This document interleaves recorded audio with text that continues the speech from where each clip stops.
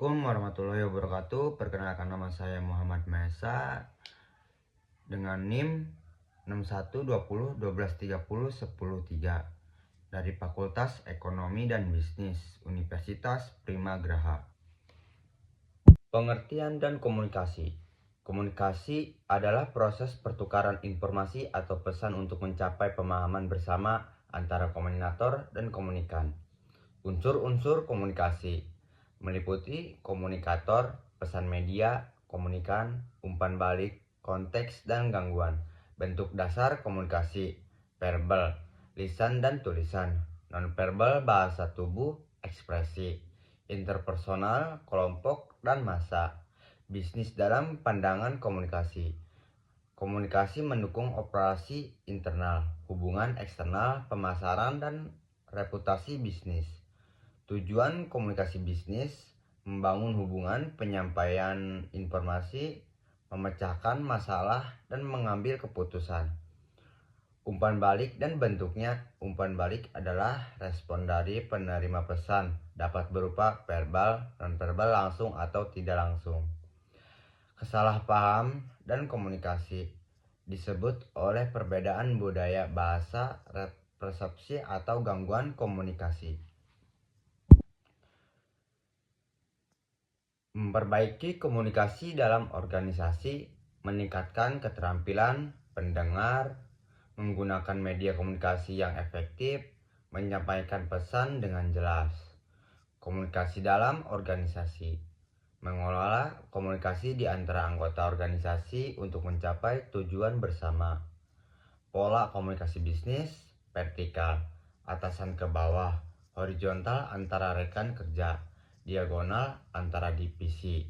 Mengelola komunikasi bisnis, mengatur alur informasi, menciptakan transparansi, menyesuaikan media komunikasi. Masalah komunikasi dalam organisasi: hambatan teknologi, kekurangan keterampilan komunikasi. Jenis-jenis komunikasi bisnis: internal dan eksternal, formal dan informal. Komunikasi berdasarkan penyampaian, lisan, tulisan, visual. Komunikasi berdasarkan perilaku, proaktif, reaktif, dan pasif. Komunikasi berdasarkan kelangsungannya, langsung dan tidak langsung. Komunikasi berdasarkan maksud, informasi, persuasif, dan instruktif. Komunikasi berdasarkan ruang lingkup, lokal, nasional, internasional. Komunikasi bisnis terhadap perusahaan berfungsi untuk menyampaikan informasi penting dalam dan luar perusahaan. Pengertian, kelebihan, kekurangan. Kelebihan: efisiensi, kejelasan pesan; kekurangan: resiko gangguan atau kesalahpahaman. Cara berkomunikasi yang benar: gunakan bahasa yang jelas, perhatikan konteks dan audiens.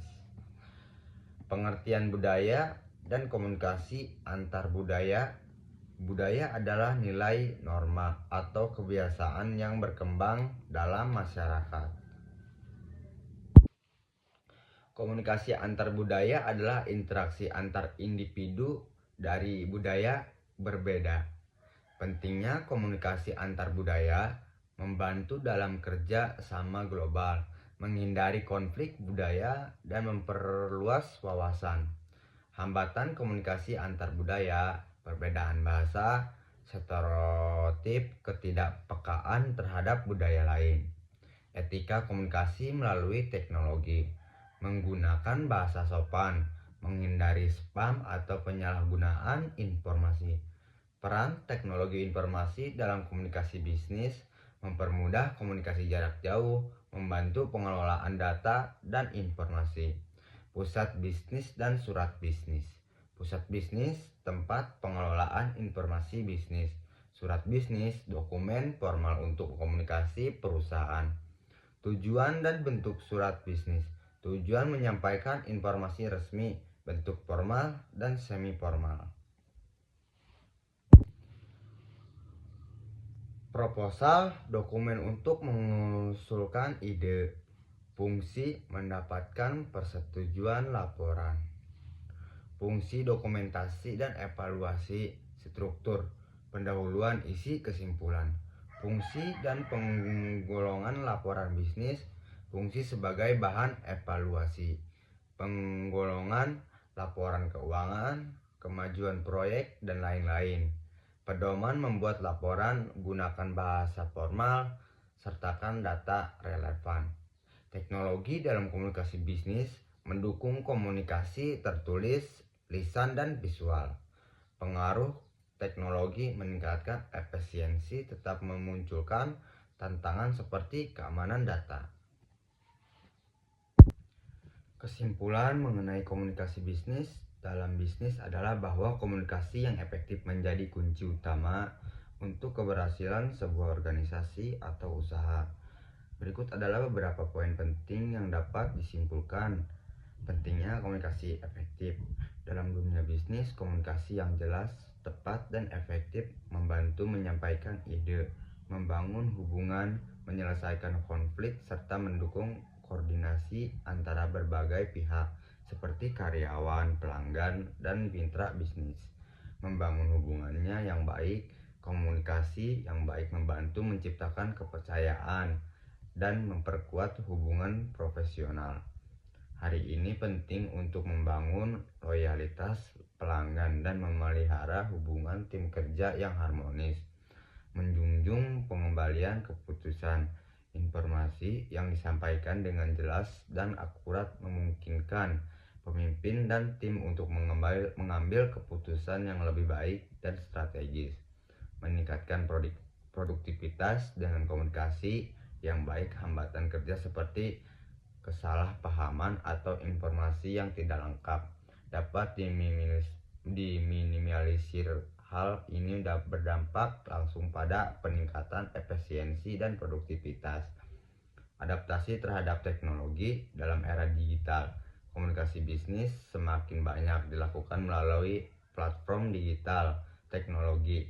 Penggunaan media digital secara strategis mempercepat arus informasi dan memperluas jangkauan komunikasi dalam bisnis. Budaya dan etika komunikasi. Penting untuk memahami aspek budaya dan etika dalam komunikasi bisnis, terutama dalam lingkungan multikultur. Hal ini memastikan pesan diterima dan dipahami dengan baik tanpa menyinggung pihak lain.